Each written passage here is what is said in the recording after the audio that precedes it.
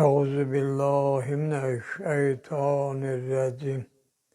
Bismillahirrahmanirrahim. Esselamu aleyküm ve rahmetullahi ve berekatuhu. Allah'ın salavatı ve selamı üzerinize olsun. Bugün bildiğiniz gibi Qədir-Xum bayramıdır. Yani Ali Aleyhisselam'ın Qədir-Xum'da Peygamber sallallahu aleyhi ve sellem tarafından öz canişini kimi tayin olunması günü sayılır. Yani hemen gündür. Bu günü de Allah Teala size mübarek eləsin ve bu bayram münasibetiyle hamınızı da təbrik edirəm. Mən Qədir-Xum bayramı haqqında, bugünün haqqında yani danışmayacağım. Çünkü Allah'a şükür alimlerimiz yani bu barədə danışırlar. Belə ki, mən özüm də danışmışam. Mənim sözlərimə qulaq asmaq istəyənlər, mən deyim hansı söhbətlərimdə Qədir-Xum barəsində danışmışam. Bu barədə qulaq asmaq istəyənlər həmən səhifəmi tapıb sözlərimə qulaq asa bilərlər.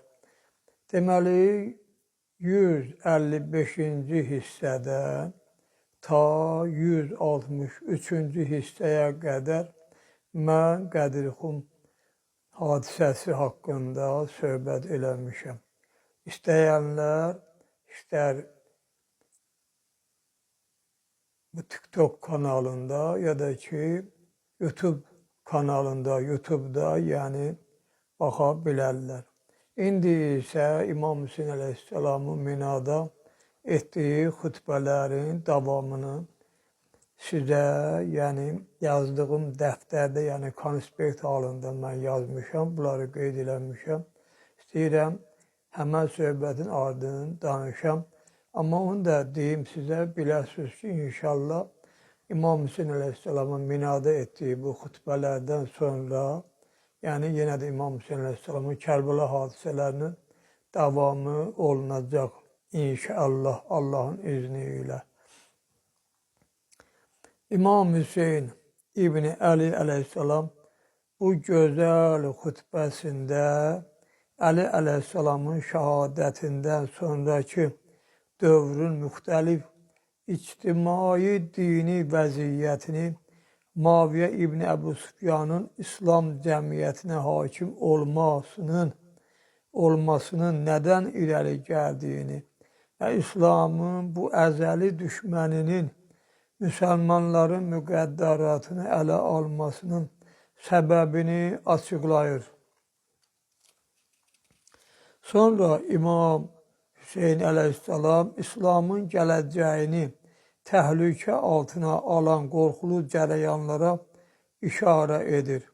Sanki həyəcan siqnalı verir ki, əgər müsəlmanlar qiyam etməsələr, qəbilə başçıları və millətin baş bilənləri özlərinə gəlməsələr, öz vəzifələrini yəni yerinə yetirməsələr, risalət yəni peyğəmbərlik, ilahi səfirlik çırağı nəinki ziyasız qalacaq. Hətta bu nurlu çıraq düşmən əli ilə söndürüləcək. Yəni Peyğəmbər sallallahu aleyhi və səlləmin 23 ildə bu cəmiyyətə öyrətdiyi qayda, qanunlar və Allah tərəfindən nazil olan Allahın kəlamları, qanunları aradan gedəcək. Əmir el-Möminin Aleyhisselamın övladı beləcə Qur'anın və Əhl-i Beytin məzlumiyyət harayını və ədalətsizliyə, zülmə məruz qalmaqlarını oradakılara çatdırır ki, onlar da İslam məmləkətinin hər yerində mümkün olduqca bu xəbəri məsuliyyətli, möhkəm əqidəli şəxslərə yetirsinlər və müsəlmanları bu təhlükədən xəbərdar etsinlər. Əlbəttə bu xutbənin müfəssəl, geniş bir şərhə ehtiyacı vardır. Onun cümlələrinin hər biri geniş, elmi, tarixi bəhs tələb edir. Amma biz bu qısa fürsətdə onun bir neçə incəliklərini yazıcının baxışı və gəldiyi nəticə səviyyəsində açıqlayıb oxucuya təqdim edirik. Zaman və məkanın vəziyyəti. Xutbənin məzmununu bəyan etməzdən öncə ondakı mühüm nöqtələrdən birinə işarə etməyi lazım bilirik. O da bundan ibarətdir ki, İmam Hüseyin əleyhissalam bu xutbəni söyləmək üçün çox həssas, zaman, vaxt, münasib yer, məkan seçmiş və İslami şəxsiyyətləri Bəni Haşimin seçilmiş və əsilzadələrdən olan qadın və kişiləri, Peyğəmbər sahabələri olan mühacir və ənsarı məclisdə iştirak etmək üçün dəvət etmişdir. Belə ki, məclisdəkilərdən 200 nəfəri Peyğəmbər sallallahu aleyhi və səlləmi görmüş, 800-dən çoxu isə sahabələrin övladları, yəni tabiinlər idilər.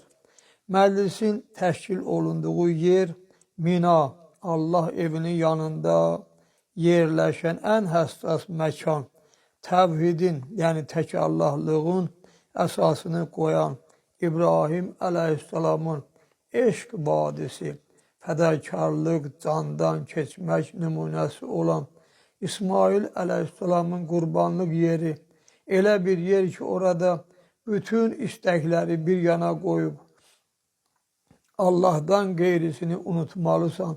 Elə bir məkan ki, şeytanları, batil qüdrətləri daşa basmaqla haqqın nidasını, yəni səsini eşitməyə, Allah yolunda qurban olmağa, iman və İslam yolunda candan, başdan keçməyə hazır olmalısan.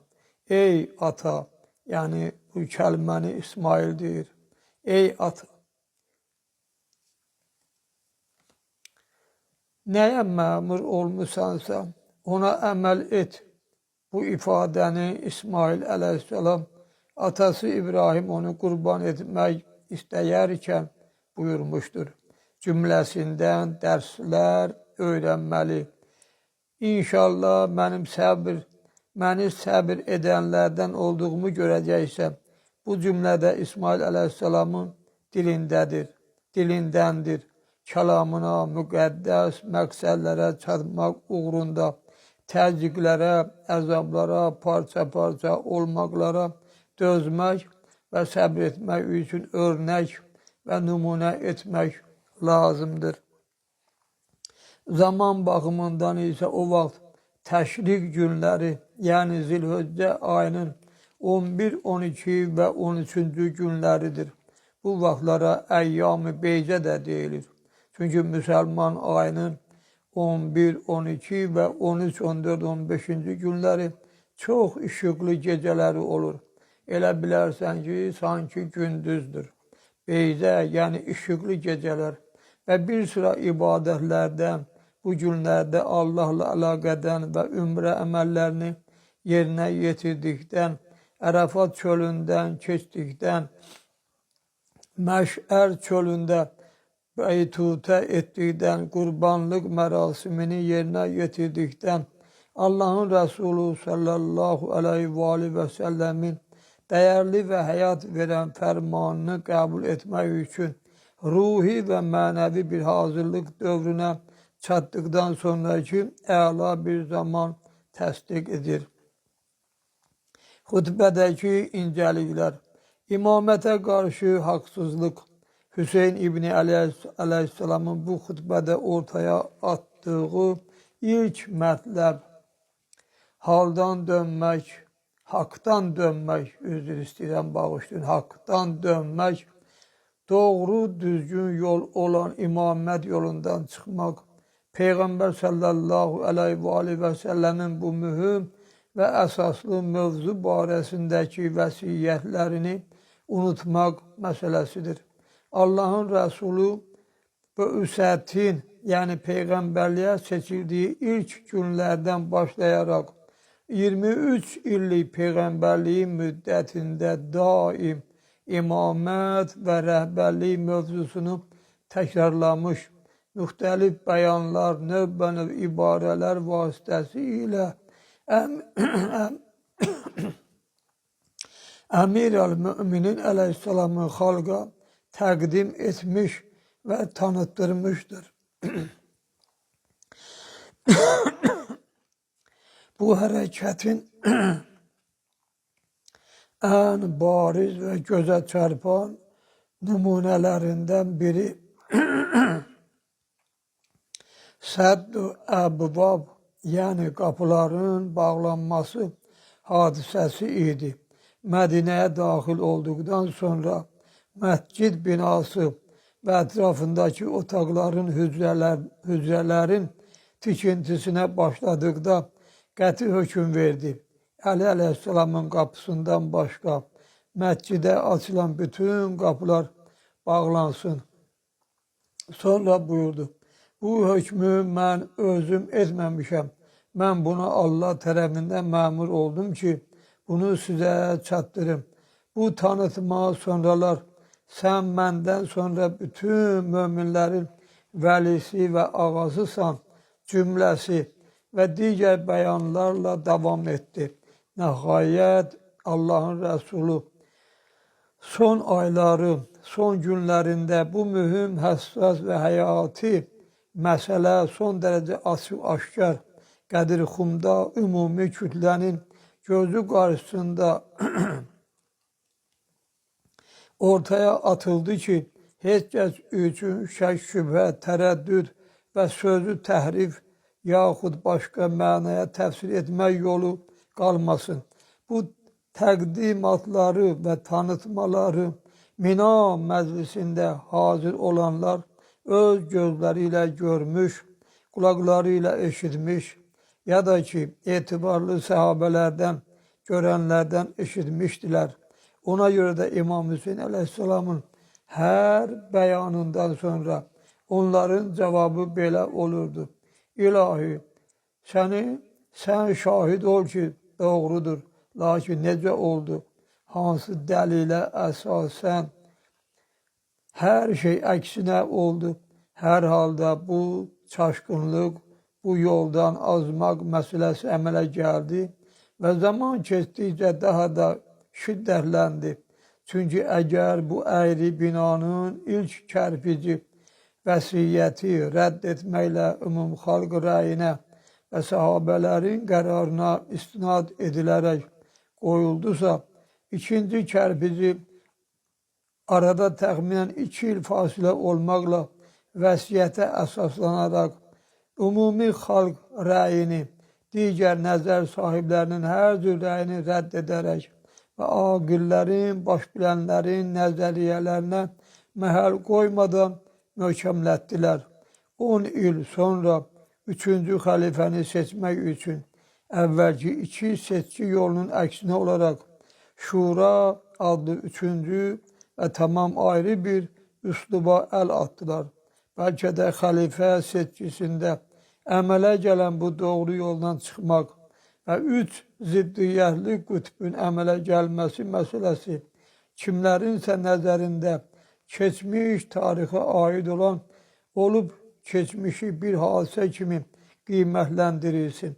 Lakin unutmaq olmaz ki, bu hadisənin acı nəticələri zaman ötdükcə o qədər geniş şəkildə yayılaraq vüsət tapıb ki, heç bir ictimaiyyətçi alim, tədqiqatçı, tarixçi üçün bu hadisənin ziyanlı şaxələrini bəyan etmək mümkün deyil.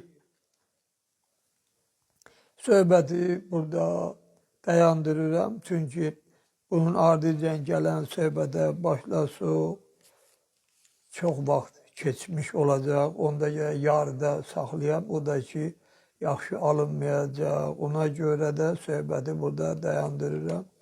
Allah'ın izniyle indi ise Allah amanında olun. Allah hamınızdan razı olsun. Vesselamu aleykum ve rahmetullahi ve berekatuhu.